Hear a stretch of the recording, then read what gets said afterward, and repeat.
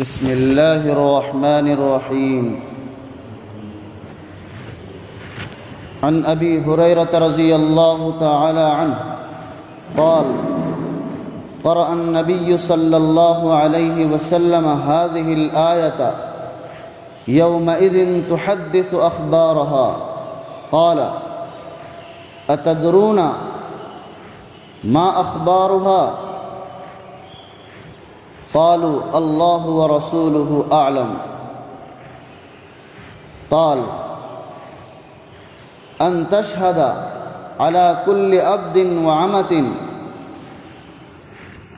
ما عمل بها ما عمل على ظهرها ان تقول عمل كذا وكذا عمل علي كذا وكذا يوم كذا وكذا قال هذه اخبارها رواہ احمد والترمذی او کما قال النبی صلی اللہ علیہ وسلم۔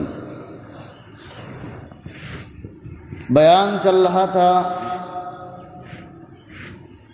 قیامت کس طرح سے آئے گی اور قیامت آنے کے بعد پھر انسان کتنے دن تک مرے پڑے رہیں گے۔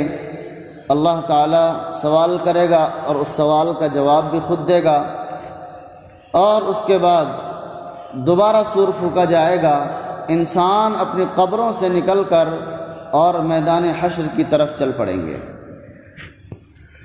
اللہ تعالیٰ کے سامنے پیشی ہوگی، حساب و کتاب کا معاملہ شروع ہوگا، لیکن حساب و کتاب کا معاملہ اتنی آسانی سے شروع نہیں ہوگا، بلکہ یہ معاملہ انتہائی زیادہ کٹھن ہوگا۔ لوگ پریشان ہوں گے، پسینے کے اندر شرابور ہوں گے۔ حدیث پاک کے اندر آتا ہے کہ لوگ پسینے کے اندر اتنے ڈوبے ہوئے ہوں گے جتنے کہ اس کی بدعمالیاں ہیں۔ کوئی ٹخنوں تک ہوگا، کوئی گھٹنوں تک ہوگا، کوئی کمر تک، تو کوئی اپنی چھاتی تک ہوگا۔ اللہ کے رسول صلی اللہ علیہ وسلم نے ارشاد فرمایا، اشارہ کر کے فرمایا کہ کوئی اپنے منہ تک جو ہے ڈوبا ہوا ہوگا پسینے کے اندر۔ سوال پیدا ہوتا ہے کہ ایک آدمی بغل میں ہے، وہ جو ہے گھٹنے کے بل ہے، اور ہم اسی کے بغل میں ہیں ایک دوسرا شخص، تو اور وہ جو ہے پسینے میں سینے تک ڈوبا ہوا ہے یا منہ تک ڈوبا ہوا ہے، ایسا کیسے ہو سکتا ہے؟ پہلے بھی بتایا گیا تھا کہ قیامت کی، جنت و جہنم کی جو کہ احوال جو بیان کیے جاتے ہیں ہمارے سامنے، اس کو حقیقی طور پر سمجھ لینا اس دنیا کے اندر ممکن نہیں ہے، کیونکہ اللہ رب العزت نے غیب کی چیزوں کو جو بنایا ہے وہ ورے ہے، ہماری سوچ سے، ہمارے دل کے اندر خیال آنے سے اور ہماری نظروں سے ورے ہے، بالکل بالاتر ہے، ہم اس کو سوچ بھی نہیں سکتے ہیں، گمان نہیں کر سکتے ہیں۔ فرمایا ما لا عین رأت ولا اذن سمعت ولا خطر على قلب بشر، کہ وہ ایسی چیزیں ہیں کہ نہ ہی کسی کان نے سنا اور نہ ہی کسی آنکھ نے دیکھی ہے اور نہ ہی کسی کے دل میں اس کا خیال گزرا ہے۔ یعنی ہم اس دنیا کی چیزوں کو دیکھ کر کے اور اس پر نظر ڈال کر کے غور و فکر کر کے ہم وہاں کی چیزوں کو قیاس نہیں کر سکتے ہیں۔ وہاں کی چیزیں ہماری سوچ سے بالاتر ہے، ہماری سوچ سے کہیں بہت زیادہ آگے ہے، اس لیے ہم اس کو مکمل طور پر نہیں سمجھ سکتے ہیں۔ اللہ رب العزت جس دن چاہے گا ہمارے سامنے احوال منکشف ہوں گے، ہم ان باتوں کو سمجھ لیں گے۔ پسینے کے اندر شرابور ہوگا، نفسی نفسی کا عالم ہوگا، سورج بالکل قریب کر دیا جائے گا، اس کی تپش اور گرمی سے لوگ تڑپ رہے ہوں گے، اتنا تڑپ رہے ہوں گے۔ بتایا تھا کل کہ جو جہنم کے یہ قبر کے اندر جو تکلیفیں جھیل کر کے آئے ہیں لوگ، اور جن کو پریشانیاں قبر کے اندر ہو چکی ہے، ان پریشانیوں کو وہ بھول جائیں گے، ان پریشانیوں کو وہ پس پشت ڈال دیں گے، اور انہیں یہ بھی یاد نہیں رہے گا کہ ہم تکلیف جھیلے ہیں۔ اتنی پریشانی اور مصیبت ہوگی، اور وہ سوچیں گے کہ اگر جہنم ہی کا فیصلہ ہوگا تو جہنم ہی کا صحیح، یہاں سے کسی طریقے سے چھٹکارا مل جائے، اتنے پریشان ہو جائیں گے۔ اللہ رب العزت حدیث پاک کے اندر آتا ہے کہ اللہ رب العزت کا ان چیزوں کو بیان کرنا اور حدیث پاک کے اندر ان احوال کو بیان کرنا صرف اس لیے ہے تاکہ تم تقوی اختیار کرو۔ اتقوا النار ولو بشق تمرہ، کہ تم جہنم کی آگ سے بچو اگرچہ کھجور کا ایک ٹکڑا ہی کیوں نہ ہو، اگرچہ کھجور کا ایک ٹکڑا ہی اللہ کے راستے میں دے کر کے تم اس کے ذریعے سے جہنم کی آگ سے بچ جاؤ تو اب بھی بچو۔ یعنی ہمارے پاس کچھ ایسا نہیں ہے جس کی وجہ سے ہم جہنم کی آگ سے بچ سکیں اور ہم مصیبت اور پریشانی سے چھٹکارا پا سکیں۔ اللہ نے کھجور ہی دیا ہے، 1 روپیہ ہی دیا ہے، تو ہم اس میں سے بھی کچھ اللہ کے راستے میں خرچ کر کے اور جہنم کی آگ سے بچ سکتے ہیں۔ بخاری شریف کی یہ روایت ہے اور بہت اچھی حدیث ہے ہم لوگوں کے لیے نصیحت والی۔ اس سے کئی باتیں معلوم ہو جاتی ہے کہ صدقہ اور اللہ کی راہ میں دینا یہ بہت بڑی چیز ہے اگر اخلاص اور للہیت کے ساتھ دیا جائے۔ ایک کھجور کے ٹکڑے کے بارے میں آیا، پورا کھجور بھی نہیں، کھجور کے ٹکڑے کے بارے میں آیا، اگر یہ بھی للہیت کے ساتھ دے دیا جائے اللہ کے لیے، اللہ کے راستے میں، تو جہنم کی آگ سے بچانے کے لیے یہ بھی کافی ہے۔ وَلَوْ بِشِقِّ تَمْرَةٍ۔ دوسرا یہ اس سے معلوم یہ ہوتا ہے کہ اگر کسی کے پاس وسعت نہیں ہے اور وہ اتنا بھی خرچ کرتا ہے تو اللہ تعالیٰ قدردان ہے اور اللہ تعالیٰ اس کو بہت بڑا بناتا ہے اور پرورش کرتا ہے۔ بخاری شریف کی دوسری روایت کے اندر ہے ایک جگہ کہ اگر کوئی شخص اخلاص اور للہیت کے ساتھ اللہ کے لیے کچھ خرچ کرتا ہے تو اللہ رب العزت اس کی پرورش کرتا ہے، اللہ رب العزت اس کی پرورش کرتا ہے، اس کو بڑھاتا ہے۔ کما تربون فلوہ، جیسا کہ تم اپنے بچڑوں کی پرورش کرتے ہو۔ ہمارے گھر کے اندر بکرے ہوتے ہیں، بچڑے ہوتے ہیں، تو ہم اس کی کیسی پرورش کرتے ہیں، کس طریقے سے اس کو بڑا کرتے ہیں۔ ایک چھوٹا سا ہوتا ہے اور دیکھتے دیکھتے وہ بڑا ہوتا ہے، ہم اس کی پرورش کرتے ہیں۔ اللہ رب العزت کے پاس اخلاص اور للہیت کے ساتھ جب کوئی چیز جاتی ہے تو اللہ تعالیٰ اس کی پرورش کرتا ہے، بڑھاتا ہے یہاں تک کہ پہاڑوں کے برابر ہو جاتا ہے۔ کل قیامت کے دن جب انسان اس دنیا سے جائے گا تو اللہ تعالیٰ اس کے سامنے ایسی چیزیں پیش کریں گے، بعض اعمال میں سے جس کا اس کے دلوں کے اندر وہ گمان بھی نہیں ہوگا، پیش کیا جائے گا اور دکھایا جائے گا کہ یہ تمہارے نام اعمال میں سے ہیں، یہ تمہاری نیکیاں ہیں۔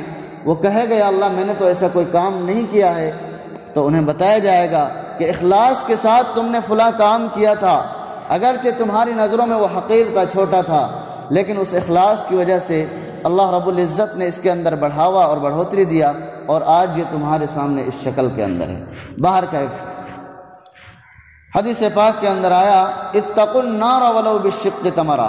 دوسری بات جو بہت اہم بات معلوم ہوتی ہے یہاں، وہ یہ معلوم ہوتی ہے کہ یہ سب احوال کو بیان کرنا اور ان چیزوں کا اللہ رب العزت کو وضاحت کر دینا، حدیث پاک کے اندر وضاحت کا آنا انسانوں کو ڈرانے کے لیے ہے کہ وہ آخرت کی تیاری کرے۔ اتقوا النار، آگ سے ڈرو، ڈرانا مقصود ہے یہاں، اور ڈرنا بھی چاہیے۔ اللہ رب العزت سے ہم جتنا ڈریں گے، جتنا ہمارے دل کے اندر خوف اور خشیت ہوگی، اتنا ہی ہمارے گناہ جھڑیں گے اور اتنا ہی ہمارا درجہ بلند ہوتا جائے گا۔ بہرکیف یہ حدیث پاک بیان کی گئی۔ حضرت ابو ہریرہ رضی اللہ تعالیٰ عنہ نقل فرماتے ہیں جناب نبی اکرم صلی اللہ علیہ وسلم سے، وہ فرماتے ہیں کہ اللہ کے رسول صلی اللہ علیہ وسلم نے اس آیت کریمہ یعنی یومئذ تحدث اخبارہا کہ اس دن زمین اپنے خبریں بیان کر دیں گی، اس آیت کی تلاوت فرمائی تو اللہ کے رسول صلی اللہ علیہ وسلم نے فرمایا کیا تم لوگوں کو معلوم ہے کہ زمین کی خبریں کیا ہے؟ صحابہ کرام جو پرانی باتیں وہ کہا کرتے تھے اللہ و رسولہ عالم، کہ ہمیں تو معلوم نہیں، اللہ اور رسول زیادہ بہتر جانتے ہیں اس کے بارے میں۔ اللہ کے رسول صلی اللہ علیہ وسلم نے فرمایا کہ اس کی وہ یہ خبریں یہ ہے کہ کل قیامت کے دن قال اخبارها ان اخبارها، کہ اس کی خبریں یہ ہے کہ قیامت کے دن زمین لوگوں کے خلاف، مسلمانوں یا جو بھی ہیں، غیر مسلم ہیں مسلمان ہیں، جنہوں نے برے عمل کیے ہیں، اس کے خلاف مرد ہو یا عورت گواہی دے گا۔ کیا گواہی دے گا؟ بما عمل ما عمل بما ظہرہا، جو کچھ اس کی پیٹھ پر کیا گیا ہے، زمین کے اوپر، زمین کی سطح پر جو کام کیا گیا ہے، برے اعمال یا اچھے اعمال، وہ سب گواہی دے گا، سب گواہی دے گا۔ اچھی خبریں کیا؟ مثال کے طور پر ہم نے کسی زمین کے اندر سجدہ کیا ہے تو زمین وہ بیان کرے گی کہ اللہ تیرے لیے اس بندے نے زمین کے ہمارے اس ٹکڑے پر، ہمارے اس حصے پر تمہارے لیے سجدہ کیا تھا۔ گناہ کرے گا، ہم گناہ کریں گے تو وہ خبر دے گی کہ ہماری پشت کے اوپر رہ کر اور ہماری پشت پر تمہارے خلاف جرأت کر کے یہ گناہ کیا تھا، یہ خبریں بیان کریں گی۔ کیا کیسے کہے گی؟ عمل کذا و کذا، اس نے یہ کام کیا، یوم کذا و کذا، فلاں دن فلاں وقت فلاں سیکنڈ میں کیا، یہ سب خبریں بیان کریں گی۔ اللہ کے رسول صلی اللہ علیہ وسلم نے فرمایا کہ یہ ہے زمین کی خبریں، یہ ہے زمین کی خبریں۔ ہم آج کل زمین کے اوپر رہتے ہیں اور نہ جانے کتنے گناہ ہم سے سرزد ہو جاتے ہیں، کتنی برائیاں ہم سے سرزد ہوتی ہیں۔ اکابرین نے اور بزرگوں نے لکھا ہے کہ اگر کسی سے کوئی گناہ کسی جگہ پر ہو رہا ہے اور ہو گیا تو پھر بالفرض تو انہیں چاہیے کہ فوراً اسی جگہ پر کوئی نیک عمل بھی کر لے، کوئی نیک عمل اسی جگہ پر کر لے۔ مثال کے طور پر ہم نے کسی کی برائی کر دی ایک مجلس کے اندر، تو چاہیے کہ ہم وہاں کوئی نیک عمل بھی کر لیں، نیک عمل کر لیں، قرآن کی کوئی تلاوت کر لیں۔ سب سے اچھی بات یہ ہے کہ ہم دعا پڑھ لیں۔ دعا کیا ہے؟ سبحان اللہ و بحمدہ، سبحانک اللہم و بحمدک ونشہد ان لا الہ الا انت نستغفرک ونتوب الیک۔ یہ استغفار بھی اس کے اندر ہو گیا اور دعا بھی ہو گئی۔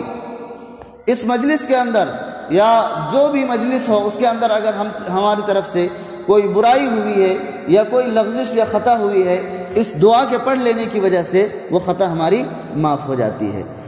آج کل عجیب رواج ہو گیا ہے، ہم نیک مجلس سے اٹھیں گے، ابھی دیکھیے یہاں کوئی گناہ نہیں ہو رہا، یہاں سے اٹھیں گے اور ہم دعا پڑھ کے اٹھتے ہیں، حالانکہ یہ جو دعا ہے یہ دعا ہے ان مجلسوں کے لیے، یہ دعا ان مجلسوں کے لیے۔ پڑھتے ہیں اچھی بات ہے، استغفار کرتے ہیں اچھی بات ہے، لیکن اصل بات سمجھنا یہ ہے کہ ہمیں اچھی مجلس کے لیے اس دعا کو خاص کر دیا ہے، ایسا نہیں ہونا چاہیے۔ اصل یہ دعا ان مجلسوں کے لیے جس کے اندر عام طور پر برائیاں ہو جایا کرتی ہیں، اس کے اندر کیا اللہ رسول کی بات ہو رہی ہے، اگر کوئی چوک ہوئی ہو تو اس کے لیے استغفار بھی کرنی چاہیے، انجانے اور نہ جانے میں بھی ہو جاتا ہے، لہذا استغفار کرنا اچھی بات ہے۔ لیکن ہم دوسری مجلسوں کے اندر اس بات کو خاص طور پر اہتمام کے اندر لیں کہ ہم ان مجلسوں کے اندر بھی اس دعا کو پڑھا کریں، ہمارے گناہ اس سے معاف ہوتے ہیں۔ بہرکیف تو اکابرین نے کیا فرمایا کہ اگر کسی مجلس کے اندر ہم سے کوئی گناہ ہو جائے کسی زمین کے کسی حصے پر، تو اگر ہم وہاں نیک عمل کر لیں تو ہمارے لیے بہت اچھی بات ہوگی۔ کیوں کہ اگر کل قیامت کے دن وہ زمین کا وہ حصہ بالفرض خدا نہ خواستہ اگر ہمارے خلاف گواہی دیا اور گواہی دینے کی انہیں ضرورت پڑی، تو وہیں سے ہمارے لیے نیک عمل کی بھی گواہی اللہ کے سامنے آئے گی اور معاملہ برابر سرابر ہو جائے گا۔ زمین کیسے اپنی خبریں بیان کریں گی؟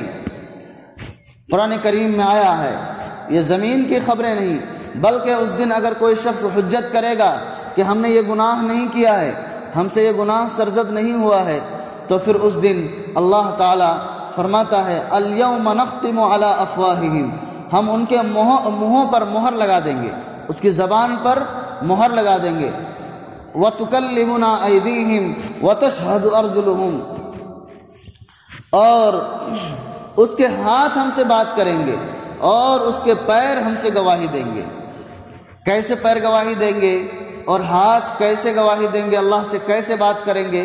ایک بہت جو ہے عام طور پر یہ سوال کیا جاتا ہے، عام طور پر یہ سوال ہوتا ہے کہ ہاتھ کے اندر زبان نہیں ہے، پیر کے اندر زبان نہیں ہے، تو اللہ سے کیسے باتیں کرے گا اور کیسے اس بات کی گواہی دے گا کہ انہوں نے ہمارے جو ہے خلاف ہمارے جسم کے اندر رہ کر کے ہم ہی سے یہ برا عمل کیا ہے اور اللہ کی ناراضگی کا سبب بنا ہے، یعنی غلط کام کیا وہ کہے گا اللہ ہمارے ان ہاتھوں کے ذریعے سے اس نے فلاں وقت کے اندر فلاں کام غلط کیا تھا، ہمارے پیر کے ذریعے سے چل کر برے لوگوں کی طرف جا کر کے وہاں برائی کی تھی، یا پھر جس طریقے سے جو گناہ ہوا ہوگا بالکل صحیح صحیح خبریں بیان کرے گا۔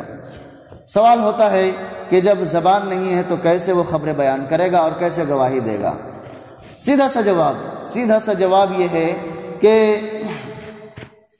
زبان کے اندر کون سی زبان ہے؟ زبان کے اندر کون سی زبان ہے؟ سمجھیے اس کو۔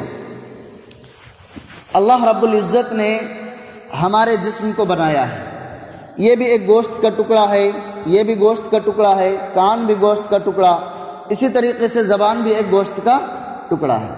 اللہ تعالیٰ نے ایک گوشت کے ٹکڑے کو بولنے کی صلاحیت دے دی، انسان بولنے لگا۔ ہم اس دنیا کے اندر جانتے ہیں اور ہم دیکھتے آ رہے ہیں شروع سے، جب سے ہم نے دنیا کے اندر آنکھیں کھولی ہے تب سے ہم جانتے ہیں کہ انسان جب بھی بولتا ہے اپنی زبان سے بولتا ہے، ناک سے یا کان سے نہیں بولتا ہے۔ لیکن اگر اللہ تعالیٰ یہی صلاحیت ہماری کان کو دیا ہوتا، اگر یہی صلاحیت اللہ تعالیٰ بولنے کی صلاحیت کان کے اندر دیا ہوتا اور ہم اپنی آنکھیں کھولتے اس دنیا کے اندر اور آنکھیں کھولتے ہی دیکھتے کہ انسان کانوں سے بات کرتا ہے، تب ہم کیا بولتے؟ ہم یہی کہتے کہ انسان زبان سے کیسے بات کر سکتا ہے، زبان سے کیسے بات کر سکتا ہے۔ مطلب یہ ہے کہ اللہ تعالیٰ جسم کے جس حصے کو طاقت دے دے وہ بولنے لگتا ہے۔ لہذا اللہ رب العزت جس چیز کو چاہیں گے طاقت دیں گے، اور جس ذات نے انہیں زبان سے بلوایا ہے وہی ذات اس کو ہاتھوں سے بھی بلوائے گا اور پیر بھی اللہ کے سامنے گواہی دیں گے۔ بیان کرنے کا مقصد ہمارے سمجھ میں آئے نہ آئے، قرآن حدیث میں آ گیا ہے، اور ہمارے ہاتھ بات کریں گے، ہماری اعضاء گواہی دیں گی، زمین گواہی دے گی، اس پر ہمارا عقیدہ ہونا بہت ضروری ہے۔ عقیدہ ہمارا اس کے سلسلے میں ہونا چاہیے۔ کس طریقے سے گواہی دیں گے ہمیں اس کی تفصیل میں نہیں پڑھنا ہے۔ جب اللہ نے کہا ہے تو 100% بلکہ 100% سے بھی زیادہ، جتنے فیصد کہیے اتنا فیصد صحیح ہے، اور اس کے اندر رتی بھی شبہ نہیں کیا جا سکتا ہے، کوئی اس کے اندر شک و شبہ کی بات نہیں ہے۔ اللہ رب العزت ان باتوں پر ہم اور آپ کو عمل کرنے کی اور مکمل طور پر عقیدہ رکھنے کی توفیق مرحمت فرمائے۔ وما توفیق الا باللہ۔